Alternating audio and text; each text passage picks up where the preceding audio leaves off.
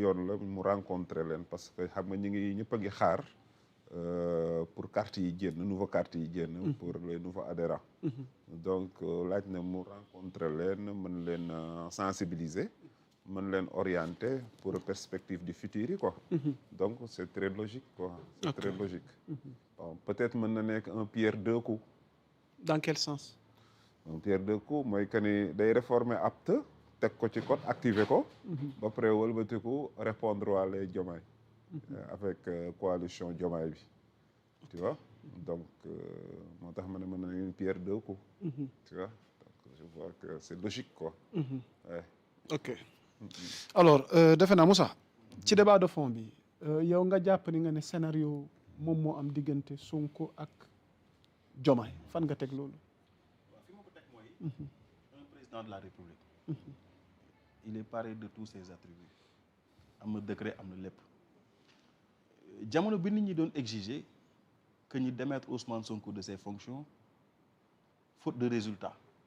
président Diomaye dégluwuñu dafa génn sax def sortie ni na xool fauteuil bi ki nga xam ni dafa toog 10 ans wala 10 ans yaa ngi toog pour xool noo koy falee moom ci 10 jours mu fal la kooku na xool fauteuil bi loolu moo nekk préoccupation ba nii may waxee ak yow boobu mooy premier élément d'analyse bi. Deuxième élément d'analyse bi mooy président Diomaye Ousmane Sonko da koo jaral mu def revirement ci serment maanaam dafa taxaw waat ci constitution bi ni au nom de la constitution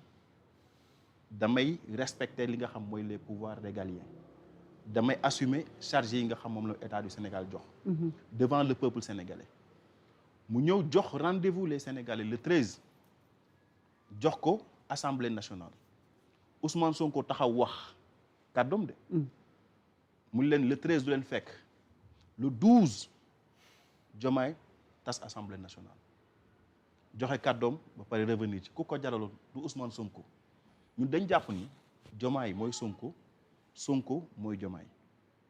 stratégie bi ñu nekk di élaborer c'est pour ñu mën a éterniser wu ci espace politique bi mais également ñu mën a amaat beneen mandat parce que ñoom xam nañu ni c'est factuel boo génnee Sénégalais yëpp li ñu lay wax mooy la paupérisation elle est constatée elle est générale lu factuel la nit ñi amatuñu xaalis investisseurs yi ñi ngi daw Sénégal bailleurs de fonds yi amatuñ confiance ci Sénégal réew la boo xam ne dafay leb pour di dund réew boo xam ne dafay leb di suul bukki di sulli bukki réew la boo xam ne mais est-ce qu'ils sont responsables ils sont responsables de la situation actuelle du Sénégal parce que Moussa dans leur discours ku ne xam na ni Macky fi newoon waaw ñoom hérité nañ benn régime ñëw nañ hérité benn Sénégal goo xam ne dafa am ci situation guñ ko fekk defe naa ne wax nañ ak askan wi fi Sénégal newoon ci loxo ki mu newoon ak ñun lañu hérité ci loxo yi ñu ko fekk ak pexe yi ñu xalaat ni xëy na moom la ñuy indi comme solution léegi yéen ay journalistes ngeen waaw da ngeen war a dem gëstu ji chiffres yi man du ma gëm ay waxu politiciens ci ay wax non chiffres yi rapport Cour des comptes gis nga ko wala gis wala dafa am beneen rapport bu dul rapport gi léegi rapport bi nga xam moo certifié waaw gestion Macky Sall waaw rapport boobu bi mu génnee sunu dette par rapport ak sunu PIB fu mu toll fa la tolloon ñoom ñoo ko yóbbu ba 132% loolu Sénégalais dañ koy fàtte duñ ko bàyyi xel ñoom ñi ngi wax 119% mais ñoom ñoo ko yóbbu ba 132% parce que bi ñu toogee ba léegi dañuy leb beneen bi mooy rapport Mazars bi xam nga bu fekkoon ñoom li ñuy wax dëgg la ñoom am nañu intérêt pour rendre public rapport yi génne ko mais rapport bi nga xam moom la Forvis Mazars def mais lan moo tax mettre ñu ko à la disposition du public lan moo tax parce que xam nañu ni li ñuy wax sénégalais yi c'est de la manipulation 132% de notre PIB ñoom dañ ci am part belle boo xam dañ ko ci jouer li tax mu wax loolu mooy juin 2024 équipe bu Edouard Gemaël dañ ñëw pour def fi benn mission ak FMI bi ñëwee dañ ni Sénégal dafa nekk ci période sur liquidité maanaam bi ñu defee eurobond 450 milliards yi ba pare FMI dañ leen yéen li ngeen leb nii soxlawu leen ko parce que da ngeen yor xaalis bu bari da ngeen yor liquidité bu bari dem leen ngeen jënd ci yeneen bor yi loolu c'est factuel lu am la léegi diggante juin 2024 ba mars 2026 fan la xaalis bi jaar ba yoratuñu xaalis boo xam moom lañ mën a fonctionner. ba léegi pour ñu fay suñuy salaire dañuy dem leb xaalis. lan moo waral loolu. lan moo waral investisseurs yi di daw Sénégal parce que discours la. lan moo waral bailleurs de fonds yi amatuñ confiance ci Sénégal parce que incompétence bu caractérisé la. lan moo waral investisseurs même ce secteur privé. wóolatuñ pour investir ci réew mi. parce que le climat des affaires moom moo nekk moo mel noonu. lan moo waral loolu parce que ñi fi nekk la. défendre ma Macky Sall mais avant Macky Sall di quitter situation réew mel woon nii duñ waxante dëgg rek te yàlla tax situation réew mi mel woon nii le climat des affaires mel woon nii investisseurs yi amul nañ confiance ci réew mi loolu il faut que ñu ciy revenir parce que loolu moo war a nekk suñu point de départ maintenant ñoom li ñu leb diggante 2024 en moins de 2 ans 2024 2026 yow boo ko calculer c'est plus de 10 000 milliards léegi 10 000 milliards yi fan la dugg lan moo tax ñoom ñemewuñ def ñu rendre public wala ñu génnee le bulletin statistique de la dette. lan moo tax génnewuñ ko ci loo xam da doon génn de manière régulière. au nom de la transparence lan moo tax génnewuñ ko. beneen bi rapport d'exécution trimestrielle bu 4e trimestre bu 2025 bi mais génnagul ba léegi lan moo tax génnul. lan moo tax génnul lan la ñuy ne bu sénégalais donc yooyu yëpp boo ko boolee da ngay xam ni bilan bi leen di xaar ce sera un bilan lourd. ce sera un bilan indéfendable. loolu nag buñ ci sukkandikoo. dañ ne xaaral ñu def ay projections vers 2029 ñu teg ay stratégie moom mooy lan jouer benn scénario boo xam ni dafay mel ni dañuy am benn duel bu fictif au sommet de l'État. entre le premier ministre. avec son président de la République. mais ñiy toog di leen défendre sax les pro-Pastef xam nañ ni c'est pas un duel bu sérieux ça aurait été un duel bu sérieux président de la République dafay jël décret. am na tous les pouvoirs qu'il faut pour se démettre pour démettre le premier ministre. am na pouvoir bi constitution jox na ko mais ci manipulation da ngay gis ni ñoom dañuy jouer ak sénégalais yi fi ma njëkkee flairé mbirum manipulation boobu dina agsi mooy. biñ ne dañoo démettre benn directeur général ci benn société. SNHLM. mais nit ñi dañ commencé dal ci président de la République. les profanes. nga ñi xamul état ni muy fonctionner ak mbir yi ni muy doxee dañ commencé daal ci président de la république te président de la république am na décret yoo xam bu koy jël day am contre signature du premier ministre. ñoom dañ commencé daal ci président de la république. pourtant xam nañu ni am na yoo xam buy am mënul am te premier ministre bi d'accord ci. yenn recrutement yi buy am premier ministre day am lisibilité bi. moom mooy def proposition bi. bu ñuy démettre kenn ci fonction premier ministre day am lisibilité bi dafay def contre signature. léegi nag face à toutes ces réalités bu ñu defee benn analyse bu exhaustive on se rendra compte que ñi dañ nekk di yàpp sénégalais yi dañ nekk di fooye sénégalais yi dañ nekk ci benn stratégie politique boo xam ni c'est trop machiavélique te à la limite fi muy yóbbu sénégalais yi mooy brouiller choix yi moom mooy nit ñi duñu am benn transparence ci mbirum élection yi maanaam dañuy dem ba nga xam ni réalité des faits dafay masquer li nga xam ne moom mooy plausibilité yi nga war a teg ci choix yi ñu war a def ci. alors concrètement à votre avis qu'est-ce qu'il faut comme solution. face à une telle situation comme ni nga décrire tey gestion bi nga xamante ne moom lañ nekk di doxalee. xam nga tey lan ngay proposer à la place. xam nga li ñuy parce que gis nañ un plan de redressement économique et social bi nga xamante ne tey Ousmane Sonko jiite na ko. gis nañ fi ay sorties yi mu def concernant la situation du pays alors barki démb sax dikkaat na par rapport ak renégociation contrat yi ak régime yi fi nekkoon contrat yi ñu nasoon. lan li mu xañ li mu léser Sénégal ci ay milliards. alors face à une telle situation ginnaaw ñaari at te mu des yeneen ñetti at sunu kanam tey yow lan nga jàpp ni moom mooy pexe. xam nga bu ñu basé woo ci li nga xam mooy. li Ousmane Sonko wax rek dañuy fausser jeu bi. da nga gëmul li mu wax. parce que dafa am une dose de manipulation. gëwuma ko. très franchement man je suis sincère. waaw je suis franc ci sama bopp. waaw parce que nit bu ma tàmbalee. bu ma waxee benn yoon. waaw. mu deñ waaw mu suba mu waxaat ma mu deñ ginnaaw suba mu waxaat ma mu deñ saa yi ma waxee mu deñ quand il se dit il va se dédire à la minute qui suit boo ma waxaatee du ma ko gëm li fekk may gis document buy certifier li mu wax li ma wax ci situation réew mi man gëw ma ni réew mi foofu la toll benn plan de redressement économique man gëw ma ni plan de redressement économique la ñu waroon teg plan de relance économique la ñu soxla woon Sénégal dafa soxla relancer suñu économie. mais avant de relancer il faut redresser non. non parce que économie bi tollu foofu xam fa la ñu waroon commencer. oui moom bi mu accédé dafa waroon ñëw xool Thomas Sankara mi nga xam da doon incarner une révolution une véritable révolution bi mu ñëwee dañu les Burkinabé le vin pour quelques-uns ou l'eau potable pour tout le monde soit ñun dañuy serrer suñu ceinture en commençant par les dirigeants d'abord ministres yi man président de la République directeurs yi députés yi mais tey ñoom plan de redressement bi ñu commencé nii lan lañ wax sénégalais yéenay serrer seen ceinture mais ñun privilège yi nga xam moom lañ hérité ci pouvoir yi nga xam ñoo ñu fi jiitu privilège yooyu dañ koy gën a yaxanal dañ koy gën a préserver yan ministère nga fi gis ñu wàññi seen salaire ban directeur général nga gis ñu wàññi salaire am ban PCA nga gis ñu wàññi salaire am au contraire sax ñoom dañoo def recrutement boo xam ne c'est trop pléthorique et c'est trop clientélique damay jël un exemple loo xam ne insulte la sax pour les Sénégalais mooy tey boo jëlee 45 chargés de mission yoo xam ñenn ñi ci ñoom dañuy génn am franchise ni ñun kat li ñuy lekk lewul nous sommes payés nous sommes des chargés de mission sans mission payés sans mission ñoo xam dañ leen di fay te defuñu dara imaginez 45 chargés de mission ku ci nekk weer bu dee nga dóor ko benn 800 000 wala 1 million mais loolu booy wax sénégalais yi nañ serré seen ceinture kan ngay waxal booy wax sénégalais yi damay def plan de redressement def cumulativité des taxes ci produit boo jël nga def ci cumulé taxes yi léegi kan ngay redresser sénégalais bi lambda bi ngay matraquer de manière ak fiscalité mais yow mi nga xam yaa gérer les attributs du pouvoir say privilèges revoir ko à la baisse rationalisation bi ñu waroon def ci état bi defuñu ko foofu la ñu waroon commencer moo tax ci livre bi xam nga dañ doon wax redondance yi nga xam moom moo am ci suñ structure administrative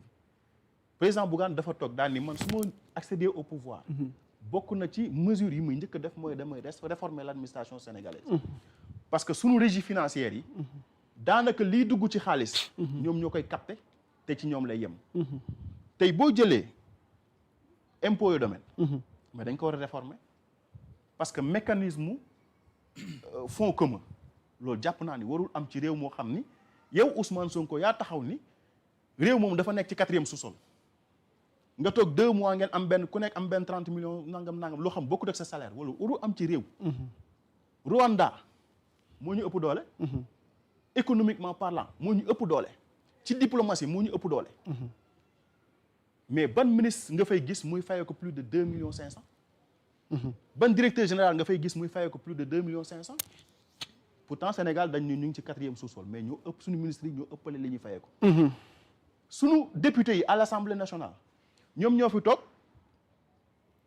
jël alalu réew mi jëndal seen bopp ay oto yoo xam ni c'est plus de 52 millions